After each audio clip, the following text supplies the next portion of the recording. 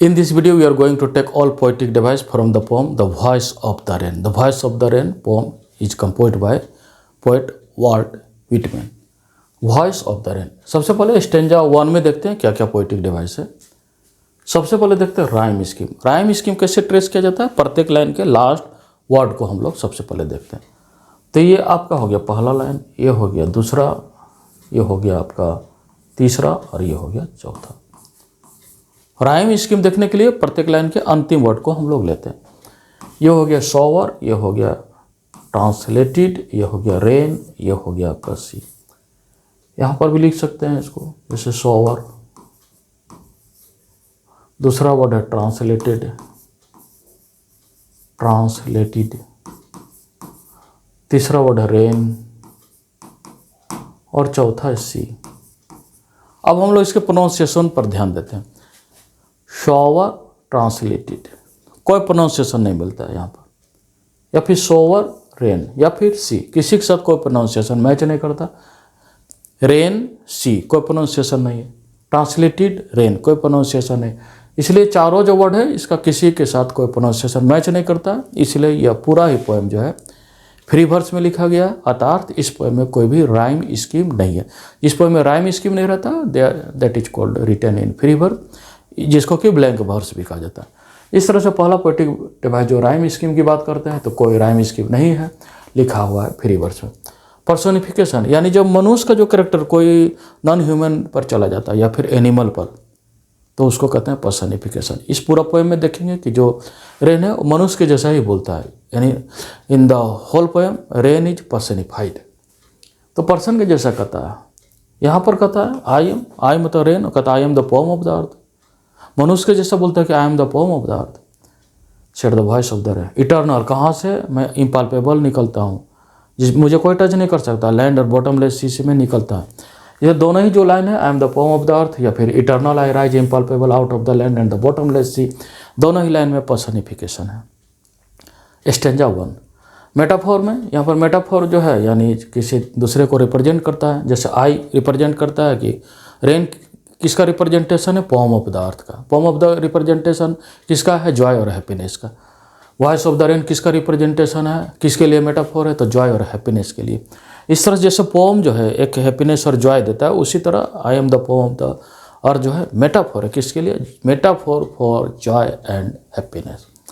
Imagery, जब कोई image जो 5 सेंस है, जैसे आई, ईयर, नोज, टंग और स्किन के द्वारा जो परसीव किया जाता है इमेज, अगर तब उसको कहते हैं कि पोएटिक डिवाइस इमेजरी।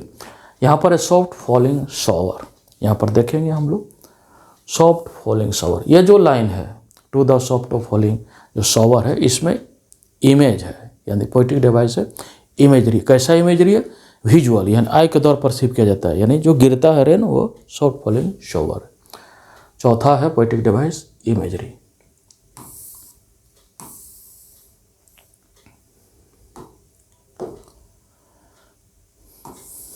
स्टेंजा 1 में ही देखते हैं अगला पोएटिक डिवाइस कौन है। अगला पोएटिक डिवाइस है एलिट्रेशन। एलिट्रेशन एक प्रकार रिपीटेशन है।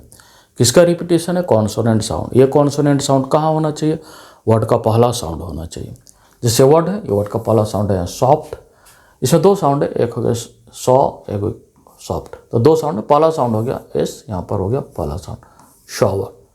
ये कंपाउंड वर्ड है सॉफ्ट फॉलिंग, यहाँ पर ये दिया हुआ हाइफन, इसलिए ये एक वर्ड है और ये एक वर्ड है सॉफ्ट शॉवर। इस तरह से रिपीटिशन है पहला कॉन्सोनेंट साउंड का।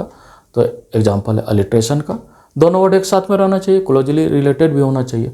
तो अलिट्रेशन में होना चाहिए, रिपीटिशन होना चाहिए, साउंड होना चाहिए कॉन्सोनेंट। ये साउंड कहाँ रहना चाहिए? वर्ड का पहला साउंड होना चाहिए और वर्ड्स क्लोजली रिलेटेड होना चाहिए। हाइपरबोल कह सकते हैं या फिर हाइपरबोले कहिए। यह भी एक पोएटिक डिवाइस है जिसमें किसी शब्द को बहुत बड़ा चढ़ा कर बताया जाता है। तो सी को कह दिया जा रहा है बॉटमलेस सी है, यानी सी का कोई बॉटम ही नहीं है। यहाँ पर आप देखेंगे कहता है कि एंड द बॉटमलेस सी, कहाँ से रेन निकलता है? तो बॉटमलेस सी, जबकि सी भी कोई ना कोई बॉटम है, इसलिए काफ़ी बढ़ा चढ़ा कर बताना किसी को उस पोएटिक डिवाइस होता है हाइपरबोल।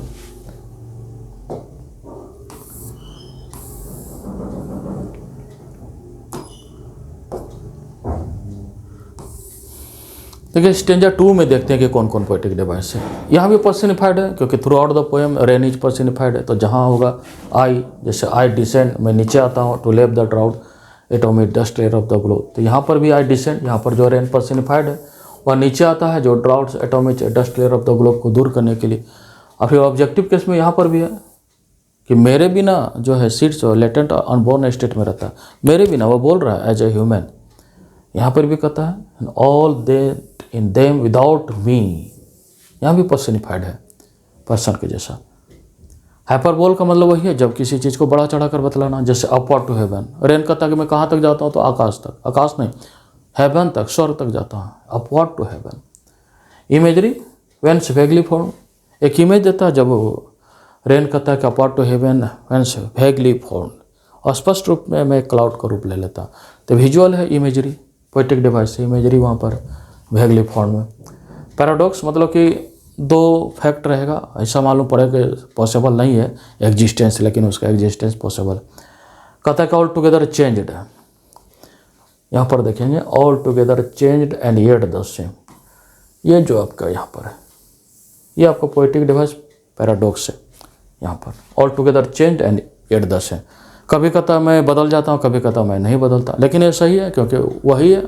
रेन कभी बन जाता है वेपर, कभी बन जाता है रेन, कभी बन जाता है क्लाउड, तो इसलिए कहता है कि येट जो है ऑल टुगेदर चेंज, जब क्लाउड के रूप में चला जाता है तो कहता है मैं बदल गया हूँ, लेकिन कहता है येट द सेम, मैं वही हूँ।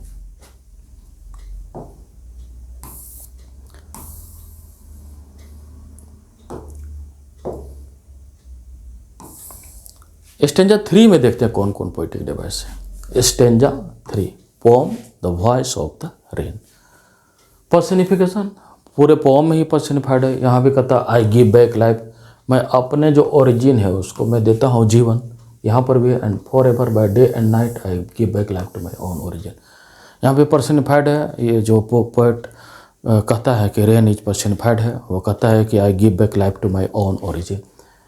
पैराडॉक्स है, देखिए पैराडॉक्स में क्या है कि I give back life to my own origin, मतलब सुनने में ऐसा पॉसिबल नहीं है कि जहाँ से जिसे जन्म लेता है उसी को भी दोबारा जीवन देगा, लेकिन पॉसिबल है क्योंकि रेन जो है आपका अर्थ यानी लैंड और सी से निकलता है फिर वापस लौट जाता है, इस तरह उसको जीवन भी देता है। तो निश्चित रूप से ये पैराडॉक्स जो पोएटिक डिवाइस का एग्जाम्पल है। एंटीथेसिस में 2 वर्ड रहेगा फ्रेज में जो कि अपोजिट मीनिंग देगा।